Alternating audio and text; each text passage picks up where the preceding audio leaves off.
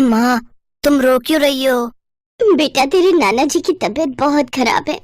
हमें जल्दी से गांव जाना होगा। पर माँ, नाना जी को क्या हुआ? ललिता की बात सुनकर छोटा रौनक भी उदास हो गया। ये कहानी है ललिता और उसके 6 साल के बेटे रौनक की।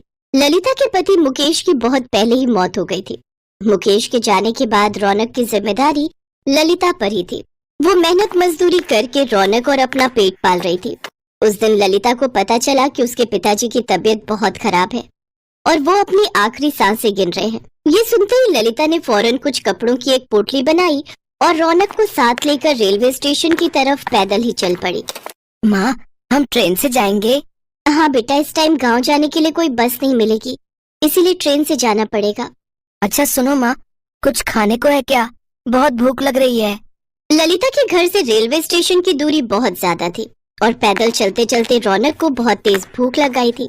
ललिता ने अपनी पोटली खोली तो उसमें 2 सूखी रोटी रखी थी और साथ में एक प्याज था। सूखी रोटी देखकर रौनक का मुंह बन गया, लेकिन वो भी जानता था कि उसकी माँ ललिता और वो बहुत तेजी में स्टेशन के लिए निकले थे। रौनक ने चुपचाप रोटी और प्याज खाया और ललिता की गोद में ही सो गया। फिर थोड़ी देर बाद, उठ रौनक, देख ट्रेन आ गई। चल बेटा, जल्दी उठ जा। अरे वाह, कितने दिन बाद आज हम ट्रेन में जाएंगे।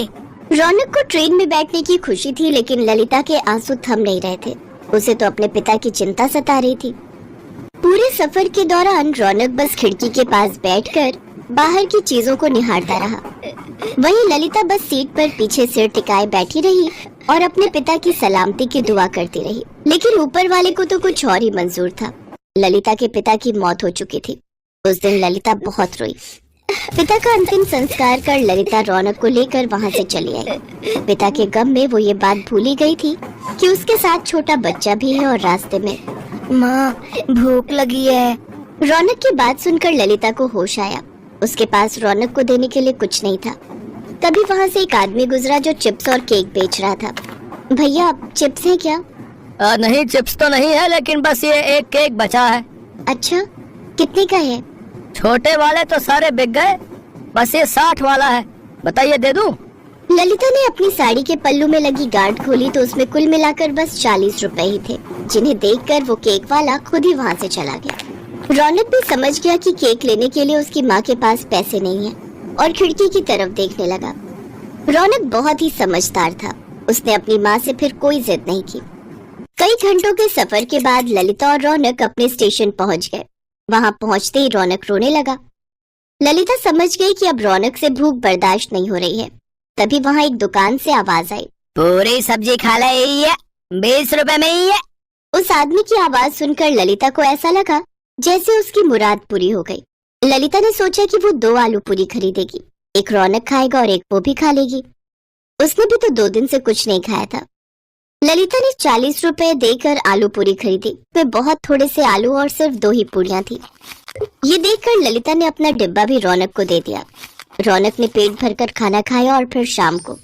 माँ, पेट में बहुत तेज दर्द हो रहा है और 3 बार उल्टी भी हो चुकी है। इतना कहते ही रौनक बेहोश हो गया। ललिता फौरन उसे डॉक्टर के पास लेकर पहुंची तो डॉक्टर ने उसे बताया कि रौनक को फूड पॉइजनिंग हुई है। ललिता को समझते देर नहीं लगी कि ये सब उस आलू पूरी की वजह से हुआ है जो उसने रेलवे स्टेशन से खरीद कर रौनक को खिलाई थी। फिर पूरे 1 हफ्ते बाद जब रौनक की तबीयत में कुछ सुधार हुआ तो उसने अपनी माँ से कहा, माँ, वो आलू पूरी बहुत ही गंदी थी। मैं उसी से बीमार हुआ हूँ। पता नहीं मेरे जैसे और कितने बच्चे बीमार होंगे उन गंदे अंकल की आलू पूरी खाकर। रौनक ने लाख टके की बात कही थी, जिसे सुनकर ललिता सोच में पड़ गई। और फिर थोड़ी देर सोचने के बाद ललिता को उसके जीवन का मकसद मिल गया और नया रोजगार भी।